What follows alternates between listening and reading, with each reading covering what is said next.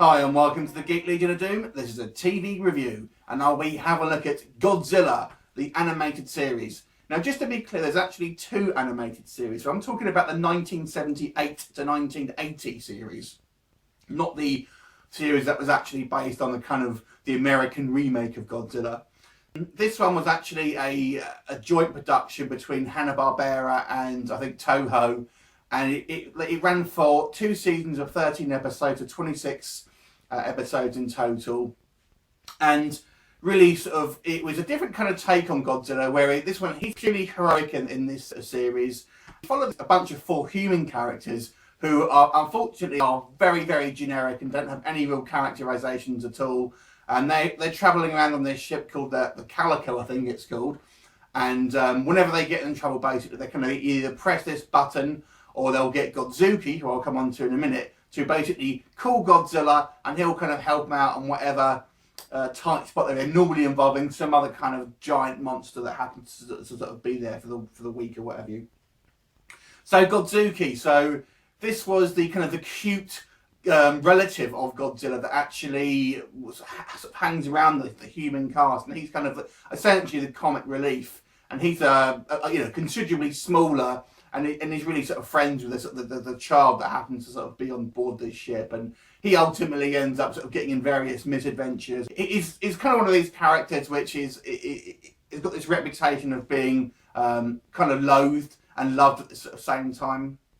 Now, Godzilla the animated series, I was obsessed with this TV series when I was a kid. Absolutely obsessed with it. I actually even wrote a letter to Jim Will Fix It with Jimmy Savile. And thank God that one didn't ever come true. And if you're from the UK, you know why I'm saying that. Anyway, so the animation on this one, obviously it's 1978. So the animation is very, very, very poor. But it has a kind of certain type of charm, I have to say. They weren't allowed to use the actual Godzilla sound effects, so he's actually voiced by the same guy who did the Incredible Hulk animated series.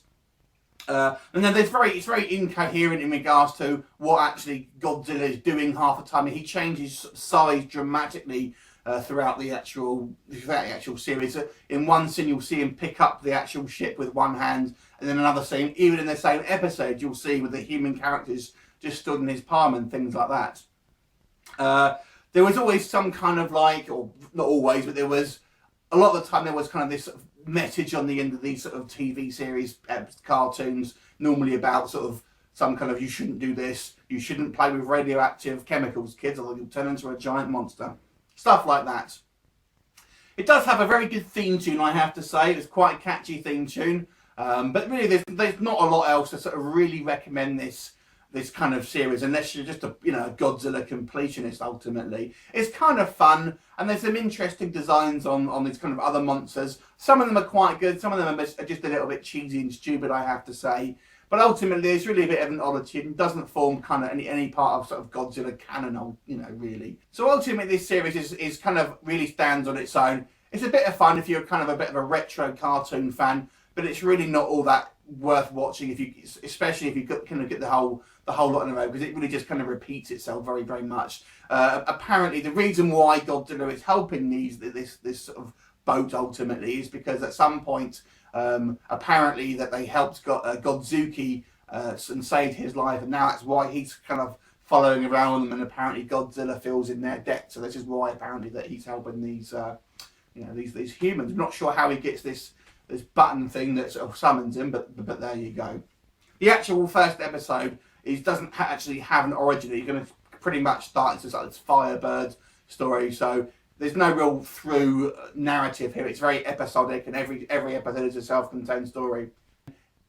Worth a look if you're kind of a big fan of Godzilla, but really not worth tracking down otherwise. Let me know what you thought of it. Leave me a comment. I look forward to you next time. Bye for now.